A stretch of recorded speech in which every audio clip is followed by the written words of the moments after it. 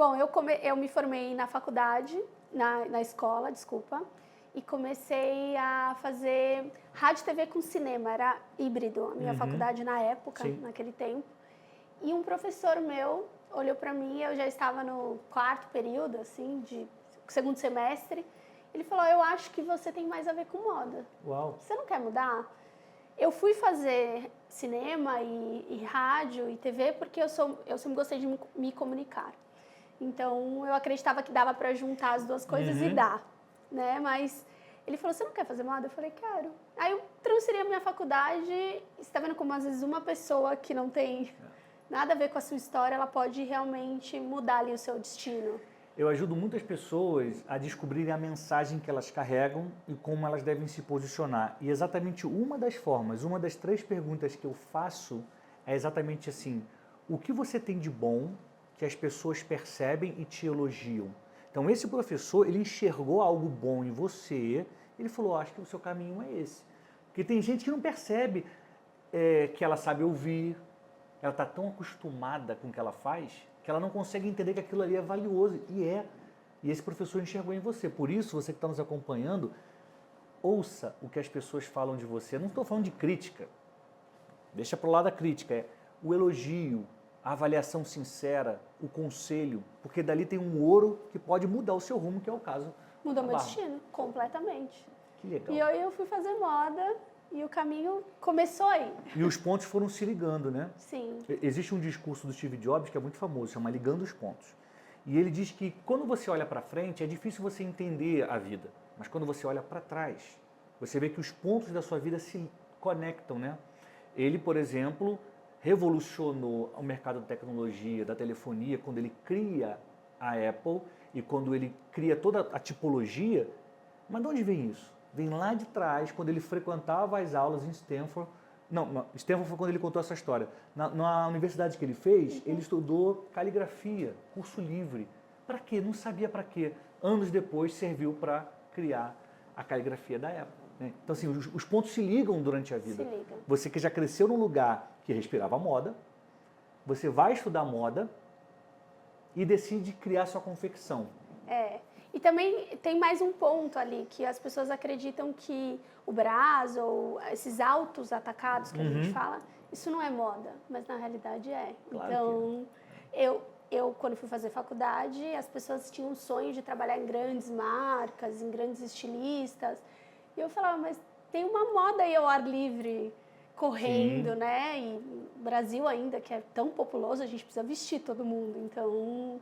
Tá tudo tá tudo encaixado, né? Podemos falar. Você fez faculdade de moda, começou a trabalhar para algumas marcas e logo em seguida abriu sua confecção ou isso demorou um pouco? Demorou. Eu fiquei quase uns 10 anos trabalhando com moda, entre 8 e 10 anos. Legal. Só que também ali foi a minha escola, né? Claro. Eu tenho muita mão de alfaiate, é uma coisa que hoje eu posso falar que eu tenho essa mão, que é uma coisa bem exclusiva dentro da moda. O que é? Explica pra gente o que é mão de alfaiate. Eu sei fazer tecido plano, blazers, calças, estruturas, peças estruturadas. Ok. Quando eu faço uma camiseta não fica tão boa, camiseta de algodão. Tem pessoas que são muito boas para fazer isso, mas eu tenho dificuldade. Muito engraçado, eu faço um blazer assim e não consigo fazer uma camiseta. Mas era o meu olhar. Ok. E ali dentro do Brás eu me desenvolvi trabalhando com tecido plano. Mal eu sabia que no futuro isso ia ser a grande chave da virada da minha empresa. Então, era uma estilista na época que a gente categoriza dentro da moda vários pontos ali, malharia, jeans, e eu era de alfaiataria e quase não se fazia alfaiataria. Então, eu era realmente a estilista que menos ganhava dentro desse mercado. Mas estava tudo bem, eu fazia o meu trabalho, eu adorava. E aí teve realmente um jogo da virada, são duas chaves ali. Eu recebi uma proposta de uma empresa que ela estava com muito problema para atender licitação hospitalar, para fazer os uniformes de farmácia, que ela tinha uma rede de farmácia, e se eu não poderia desenvolver umas peças pilotos para elas, os protótipos. E ali eu desenvolvi e percebi que o jaleco era uma alfaiataria. Era o que eu fazia com outra estrutura. Claro que menos elaborado, mas era uma alfaiataria. E eu fiz essas peças e eles amaram. E aí eles falaram, você não quer montar uma empresa pra gente? Então, deixa eu fazer algumas perguntas aqui. É. Você tinha médico na família? Não, Você costumava usar jaleco? não, Você sonhava em desenhar jalecos? Nunca. Nada disso? nada. Ou seja, foi uma oportunidade que apareceu. É, Essa oportunidade mudou a sua vida? mudou Financeiramente e profissionalmente? completamente. Então preste atenção nisso, olha só. Às vezes você está insistindo porque você quer fazer alguma coisa, porque você sonha, porque você deseja tudo lindo, bonito. Agora, quando a oportunidade passa na sua frente, você tem que agarrar. Os gregos, eles têm duas formas de definir o tempo. Cronos, que é o tempo cronológico, e kairos, que é o tempo oportuno. Muitas pessoas até dizem que é o tempo oportuno de Deus. Né? Mas para os gregos, o tempo oportuno e o tempo cronológico. Ontem, hoje e amanhã. E o oportuno é exatamente a oportunidade que aparece na sua frente. E os gregos desenham kairos como um jovem que tem só uma mecha de cabelo e asas nos pés. Porque ele é ligeiro e é difícil de você agarrar. Quando ele passa na sua frente, a oportunidade, a grande oportunidade, você tem que agarrar e aproveitar. Foi o que ela fez para mudar o jogo, para virar o jogo completamente da vida. Eu falo, eu não sei como que eu tive tanta coragem, assim, porque eu trabalhava numa empresa. E aí eu recebi essa proposta e eu falei, tá bom. E fui. E aí eu não tinha fábrica, eu tinha um mailing de contatos ali, um network muito bom do Brás. Então o que eu fiz? Eu fui numa fábrica que estava falindo. Falei com o dono, ele estava com problemas financeiros, ele estava muito mal, só que ele tinha uma fábrica muito estruturada, assim, processos fabril, né? Sim. Tem dentro de uma fábrica, corte, costura. Falei para ele, quanto custa esse prédio, quanto custa esse seu custo fixo? Se eu pagar esse custo fixo, você subloca lá para mim, com os seus funcionários dentro? Ele falou, aham, e foi assim. Uau. Aí eu subloquei essa fábrica e comecei a produzir as minhas peças, que não eram muitas, mas que essa empresa que me deu essa oportunidade, ela me adiantou um pagamento, por isso que eu consegui ter um fôlego de caixa, que eu pedi isso para eles. Sim. E comecei a fazer essas peças, esses jalecos, scrubs, eu posso falar nomes técnicos, mas peças de hospitais de base, que você vê enfermeiro, que você vê os médicos usando, recepção, básico, SUS. Comecei a fazer isso. Esse foi o meu primeiro produto. E redes também de farmácia. Você pode olhar essas grandes redes que eles estão com o jalequinho branco, as recepcionistas, o caixa, a enfermagem. Eu que fazia isso. Por quanto tempo você continuou? 3 anos. Na empresa dos outros e na sua? Foi muito pouco.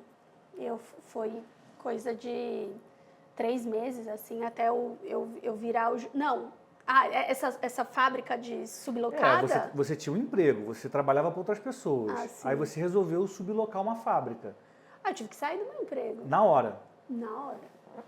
Você viu a oportunidade e falou, tchau, vou ficar aqui. Eu acho que eu sempre tive o sonho de ser empreendedora e eu senti que era isso que eu tinha que fazer.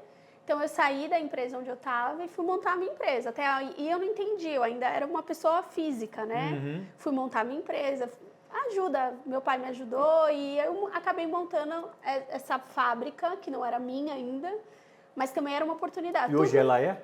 Hoje ela é, completamente. Quantos anos tem esse momento em que você subloca e para hoje? Foi quase 1 ano e meio nessa outra, aí até eu montar a minha, que era bem pequenininha, era 90 metros, não era nada comparada a essa, era pequenininha, eu tinha 1, 2 funcionários, colaboradores ali, 1, 2, e comecei a fazer os uniformes.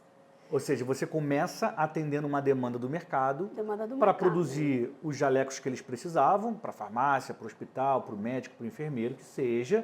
E aí tem um momento em que você vira o jogo novamente. O primeiro é quando você se transforma em empreendedora, que é preciso talento, oportunidade e coragem, coisas que você tem. E depois, quando você vai transformar uma peça tão comum em algo de grife, em uma grife. Isso. Que aí o jogo começou assim, era uma busca de preço. Então, isso começou a me incomodar muito, porque eu ouvia, que são coisas tão feias que eu nem gostaria de falar, sabe? Mas esse foi o ponto que eu virei o jogo. Sim. Que eu ouvia assim, eu quero o pior tecido. o mais barato. Era o pior custo. O contratante, o comprador, ele só queria baixar o preço porque ele estava de olho no custo. Era o pior. Era o pior. Era a demanda. E eu falava, mas as pessoas vão usar isso o dia inteiro para salvar vidas. Não é que elas vão usar para usar numa festa. Para lavar a louça. Não. Elas vão usar para salvar vidas. E tem que ser um produto bom, um tecido bom, um tecido que respira. Elas vão dar plantão de 36 horas. Elas vão dormir 3 dias dentro do hospital. Você vai fazer o pior tecido para essa pessoa. E o cara dizia, vou. Vou. E aí eu falei, isso está errado, isso não é isso que eu quero fazer na minha vida.